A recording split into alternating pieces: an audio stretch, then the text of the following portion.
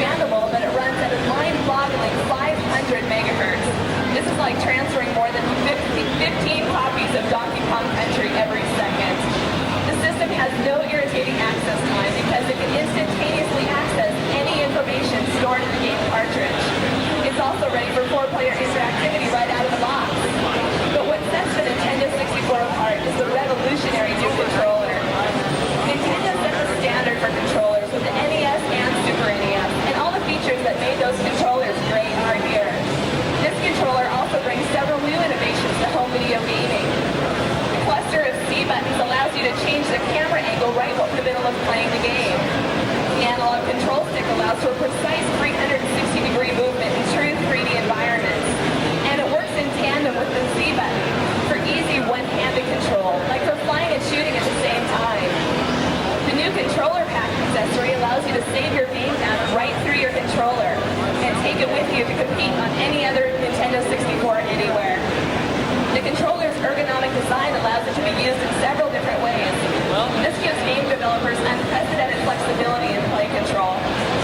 But what has always made Nintendo the leader in the video game industry is that Nintendo is focused on fun, and that means the best game minds creating the best games.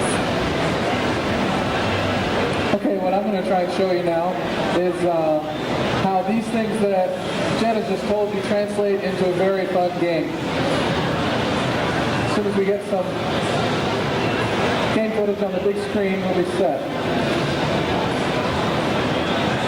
One thing I want to talk about is how much control you have over your character and the 3D world that you exist in.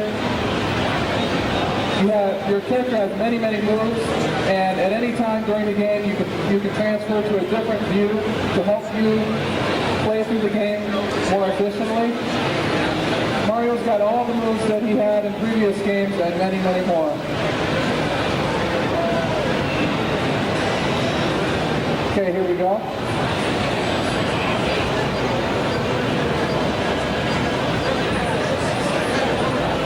Okay, as Jen said earlier, you can rotate around the character. You can do this at any time using the cluster of C buttons.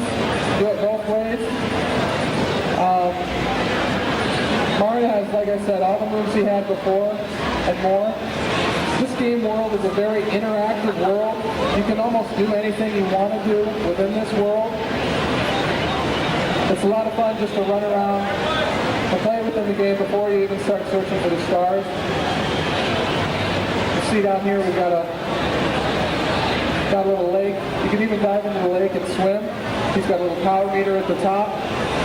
We'll try and give you a few tips so when you get down to the arena you'll be able to play these games. Okay, I'm going to run up inside and go into a world. Now one thing about this game is it's very non-linear. Once you collect a couple of stars, you're able to go through further levels into the game, even more difficult levels.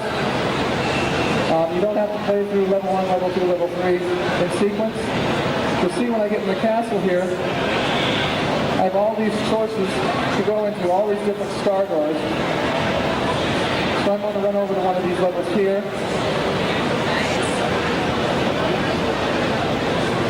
Okay, now the storyline of this game is that, of course, Mario's in search of Princess. He comes to the castle to find her, and she is not in the castle. Bowser has taken her, and he's also hidden 100 stars within the castle walls, which is why I jumped to the picture.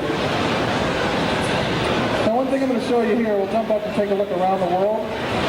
You can zoom in at any time and survey the landscape where you need to go. I know that we need to go to the top of that mountain back there. So I'm going to back out.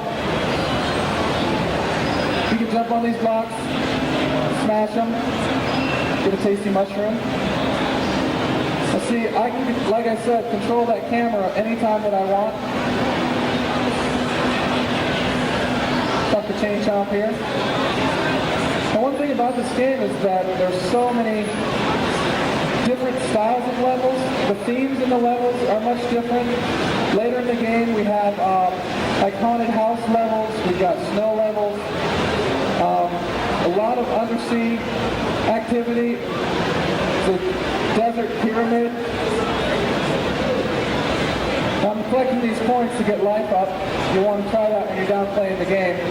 Now as I'm running up this hill, notice how I can spin the camera angle to see when obstacles are approaching.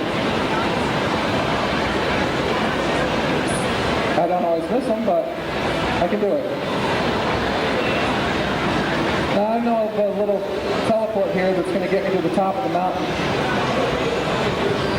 There's all kinds of secrets in this game. There's more secrets in this game than I've ever seen before. Now look at the view volume you have in this game. There's a huge amount of this world you can see. I'm even going to zoom in and look down. You can see down a little bit other parts of the world that I haven't gone to yet. I'm going to go over here and see what this guy has to say.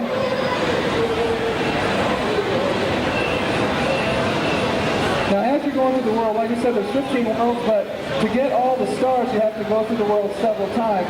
But each time there's going to be a different task for you to complete. In this particular world, I want to kill this boss character. But other times you'll go through and you'll be racing against someone else, or massive changes have been made in the landscape. Just different things to make it exciting. Now I can spin around the camera angle here, as you can see, to get a better view of what I'm doing. And one more time and he should be history.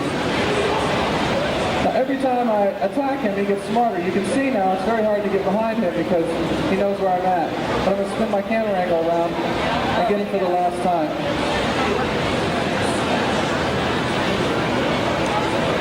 Got it. So, yeah, my search is over. Got what I need to get. Here's the star. And with that, I'll hand it over to Jen so she can tell you to head down.